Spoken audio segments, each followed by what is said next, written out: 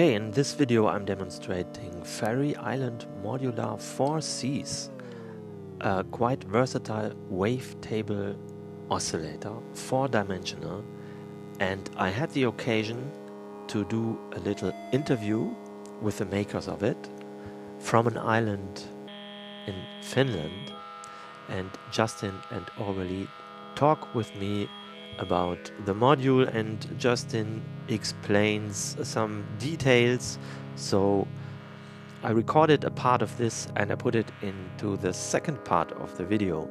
So if you want to skip the module details and just listen to the interview of Aurelie and Justin, so you should go more towards the end of the video. You will see chapters in here. Okay, this is Ferry Island Modular 4Cs, and it's a wavetable oscillator with a 4-dimensional wavetable system. So in the first place, we have a kind of cube with 3 dimensions, X, Y, and Z. And if I want to listen to it, I turn up my volume on my mixer, turn it down here, and I have my external mixer connected to the 4 outputs now, and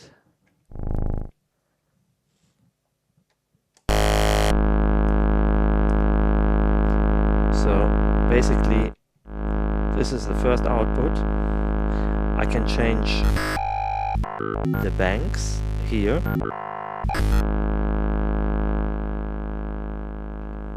and I can change the position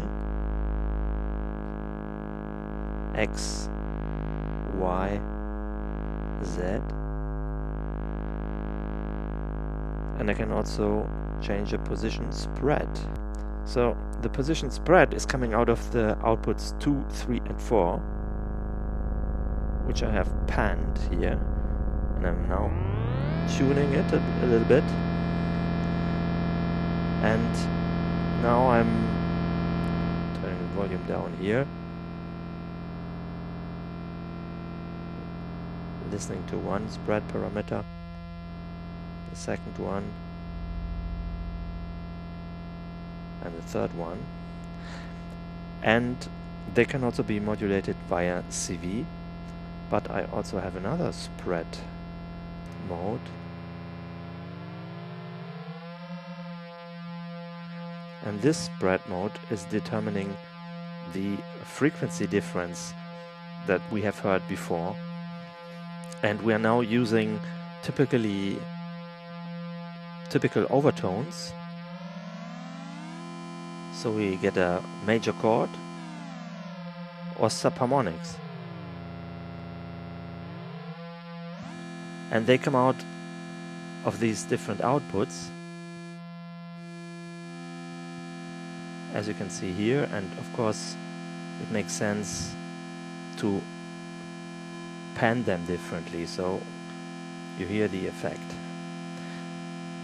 And we are now listening to the normal overtones, but we also have different modes, for example Pythagorean fifth,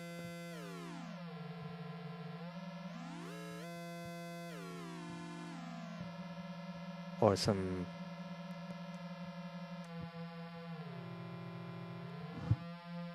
Fibonacci sequence, or golden cut, and then some more, but they all have in common that they can be seamlessly transitioned to a kind of unison sound in the middle. And that's something that also the other attenuverters have in common with this. For example, if I try to use channel 3 as an LFO and turn it into the FM, then nothing happens if the attenuverter is in the middle. And if I turn it down, I can hear the modulation, which is based on the same waveform and the same pitch as the other oscillators. So if I tune it, I get this kind of effect. And I can also turn off the LFO mode, so I have true frequency modulation in various intensities. So I can have quite a broad variety of sounds that can be generated with 4 Cs.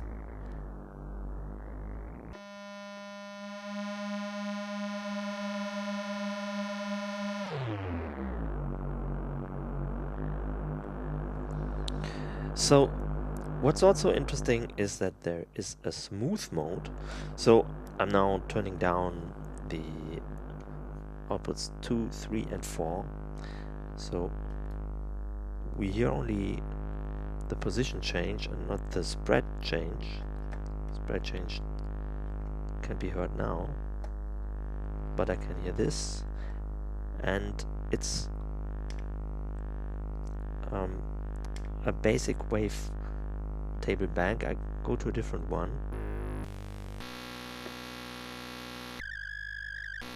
Here you can hear things more extreme, and then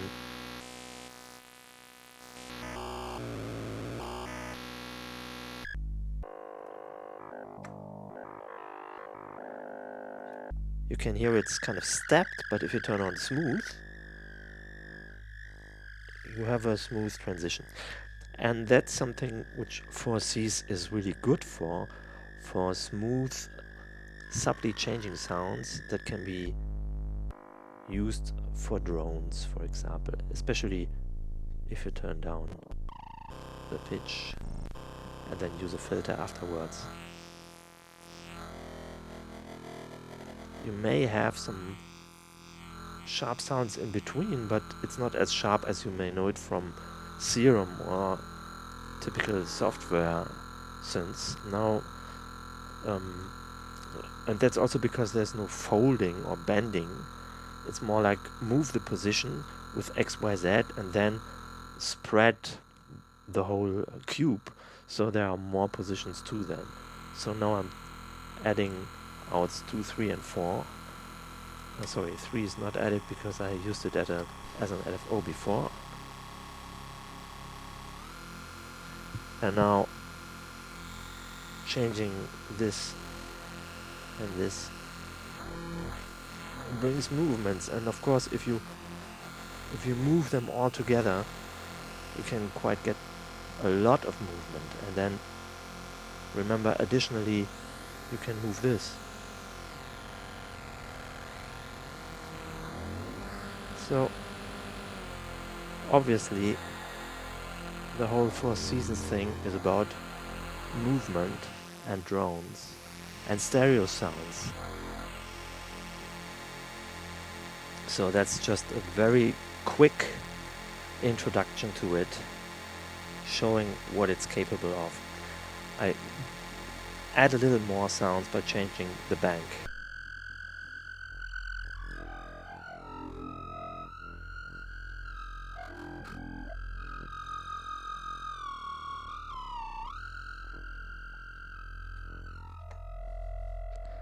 And I also have some oscillator modulation here, where modes can be changed.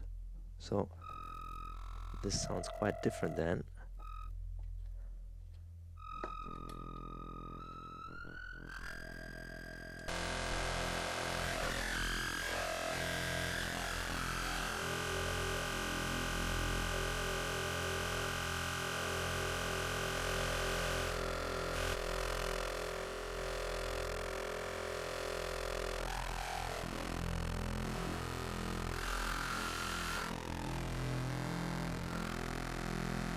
Let's hear another bank. Obviously smooth does not affect the bank change, so the bank change will always sound step, but not the position change.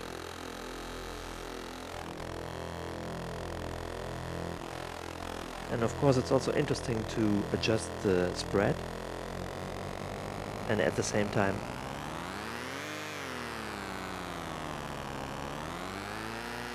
work with tuning. Some chords, as for example the major chord here. Sounds much better if the frequency is a bit higher.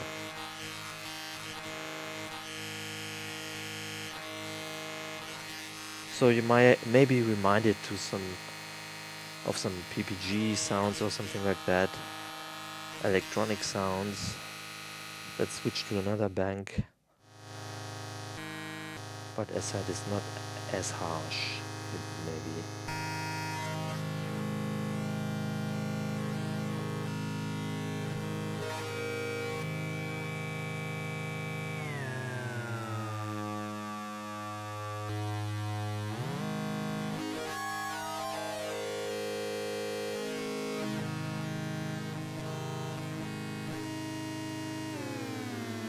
I'll go to subharmonics.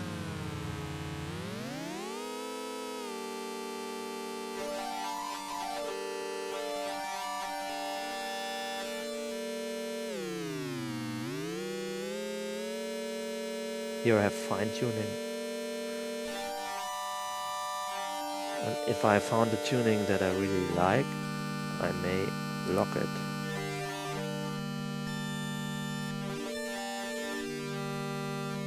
Let's try another bank.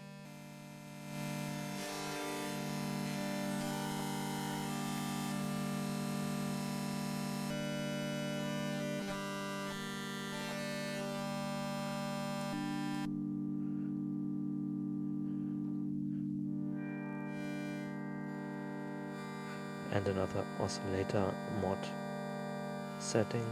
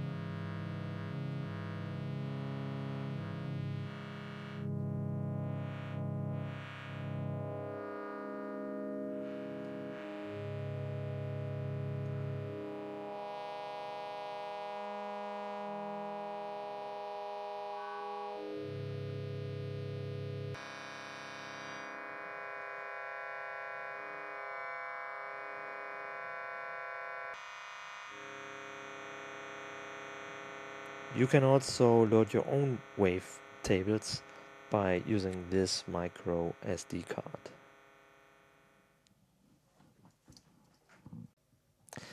So obviously 4Cs is a module that doesn't need too much looking into a manual, and it's easy to use it. And I've been talking about it with Justin and Aurelie from Ferry Island Modular and recorded a little bit of the interview, which I am adding here and now. Okay. I'm not sure when this turns out because this is a free account now, but okay. Right. Maybe you have a few minutes at least. Okay.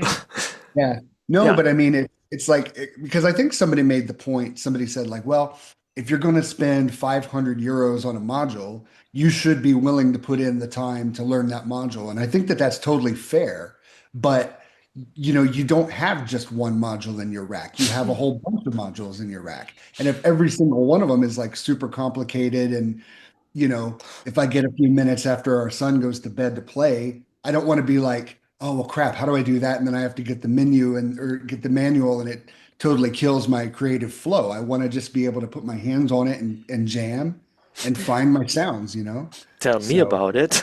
As someone who's always testing this stuff, so I load it all into my brain and then I'm very deep into a module and then I'll see how much will I remember like 3 months later. Right, exactly. And I studied product management long ago, and I think it's really forgotten too often that the thing is self-explanatory. So at Mhm. least there should be some writing what happens with the knobs, but instead Right. they put all these shift functions, and Yeah, I and that don't like stuff. it either. Yeah. Yeah, it just makes it, So I mean, our mod, which I got here, and we'll get one to you like as soon as as You're soon as back possible. from Yeah, as soon as you get vacation. back and stuff. But I mean, it really is almost exclusively knob for function. The only thing that we have that's even kind of modal is the oscillator mod mode and the sync mode. And even then there's only three modes of each. And they're all color coded. So it's like, And yeah. the oscillator mod mode means you have to So that's connect an like external signal, right? That's not an exactly. internal modulation source. No, it's with external because you have these audio inputs here. Yeah. And so you can run, and these are AC coupled because they have to be, like, for the circuit to work right. But you can get like pretty, like, relatively slow LFOs and they'll still respond okay. You just can't feed it DC basically. But like, yeah, but I mean, like, for audio rate stuff, so you have like a really good sounding through zero phase mod is one of the modes, and then the next mode is like it's a phase distortion wave shaper, and then the next mode after that we call it FSU mode. So it's kind of a non-linear convolution XOR kind of bitwise thing, but it just basically makes it sound really crunchy and like industrial sounding. So, but that's it. Like, there's only the three, so there's no shift menus. There's nothing like that. It's just this one, or this one. And I think that that should be easy enough to sort of keep in your head. You know what I mean? So, and it's the same for the sync. It's either there's hard sync, flip sync, and soft sync, and that's it. And it's just you just flip through them. So there's not like 50 modes to remember or anything like that. But You then know? there's quite a lot of variation through the banks. Yeah, definitely. There's a lot of waves available as well. So Yeah, you're not exactly. limit. I mean, So you there's, can load your own waves in serum format, as far as I Yeah, understand. yeah, that's right. Yeah. And Although like apparently Serum is quite flexible about the waves that it takes. So I don't know if it'll be compatible with like every Serum under the sun, like everything that's compatible with Serum, like the basic format, which is every wave is 2048 samples. So oh, that's the general thing, and so this is that's good to compatible. know. Hmm. Yeah, and that's like that's a pretty, like, sample wise, that's a pretty long wave. So you can sort of have a lot of like timbral richness with it. To where you can really, like, because I mean, thinking about some other wavetable oscillators, like the morphing terrarium uses 256 samples per wave, which is fine, but it sort of limits you in sort of like how much depth you can have in the sound.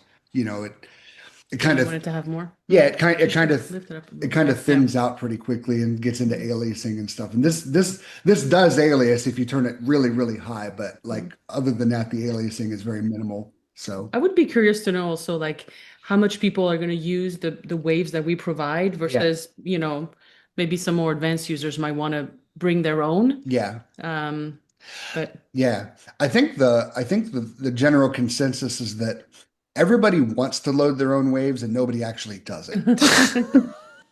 well, yeah, Well, yeah, But it's it's like you want to have that right. opportunity The to do it. flexibility, of Yeah. course.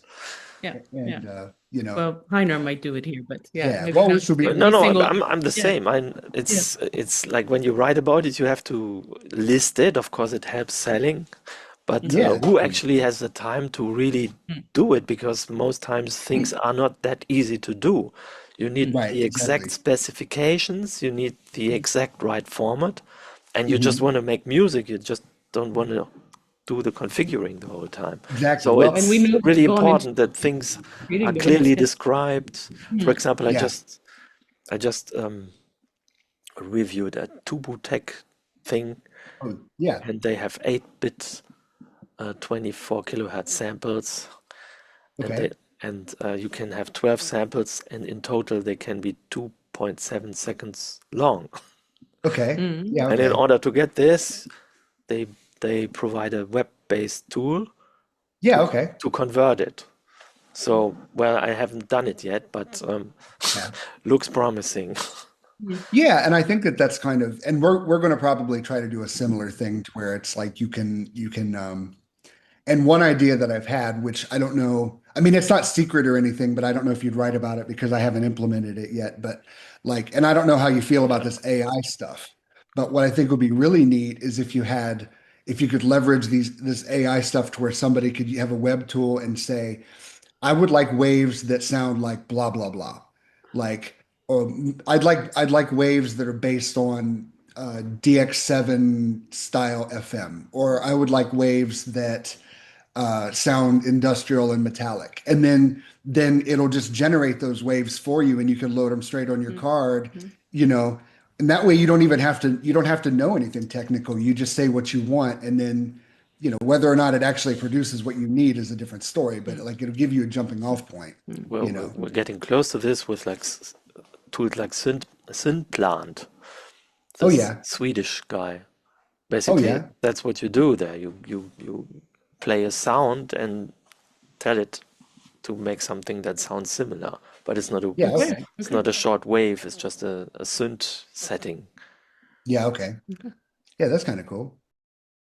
You And know. so this is a good start to hear you saying that it's all there directly, hidden Yeah. menus. I love to hear that.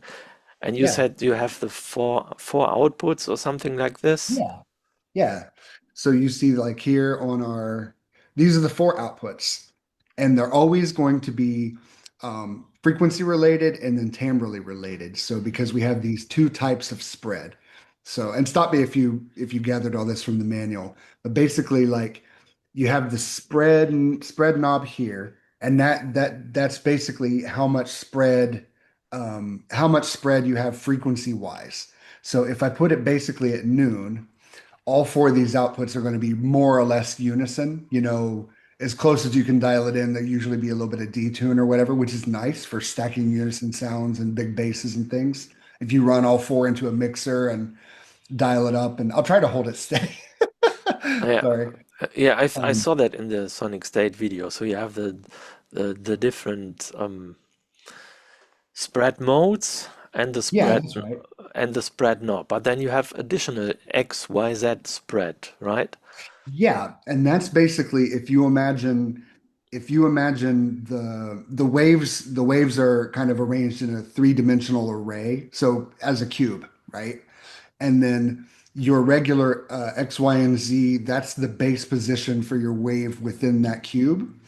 And but then for your other three outputs, you can use the X, Y, and Z spread to define how far apart they spread, like along that axis, which is really cool because when you're within a bank, and then you can sort of spread it out. It's. I think I think it'll make more sense when you try it. It's not complicated. It's just hard to explain Mm. because like, You but I you mean just when you, move through the wavetable, right? yeah, Or basically, are yeah. you folding it also or bending it? No, it's just basically like a linear offset within the like if you imagine like being in an aquarium like full of water is the wave, and the green square is your wave table.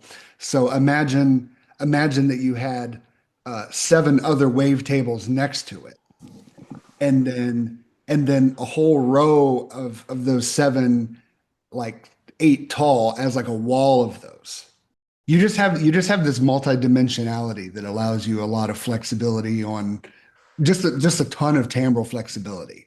So because you have different, instead of just having one wavetable, you basically have uh what would it be, 512 wavetables that you can scan through, like either left and right, back and forth, or up and down, and then you can switch the whole bank with CV. So, and that's before you even get into the mod modes, like your phase mod and stuff like that, which of course Serum also has, right? Yeah, because you got your, yeah, that phase, yeah, PD is phase distortion, right? And that's your Mm. amplitude modulation Mm. and ring modulation. Yeah, Because that has yeah, come up, of course, that has come up and when we've, demoed and people ask questions specifically about about the wavetable and how it works. And we've also been thinking like we need to find a way to visualize it, Yeah. to explain it, because it's a lot of questions we get about what's the fourth dimension and how do you scan through the waves and all these things. So we've been thinking that we need to come up with a way as well Yeah. to visualize it. So that's something maybe Yuka could. Yeah, probably. Well, I'm we'll trying to save that. moderate this and Right. explain what is good and why is it worth spending time with it. So Yeah. How is it different, you Mm. yeah, know? how is it different? So yeah, Yeah, because that was something, I mean, that was important to us. Like, there's no sense in reinventing the wheel, you know, Mm. like, of course, this is not the first wavetable module. It's not the first wavetable synth, but I just feel like, you know, like I said, like there were wavetable synths and things, but I couldn't find anything that did things the way I wanted them done. And, you know, I think that the way it takes existing ideas and puts them together is kind of what makes it cool, you know. And it's like I know I'm biased because I built it and stuff, but I mean, like every time I sit down, like I'll sit down to calibrate a unit, like for example, the one I'm going to send to you, like to calibrate it and make sure it's tested and stuff, and I'll just wind up jamming for like 40 minutes. Like I'm like, I know it. I know it. I always.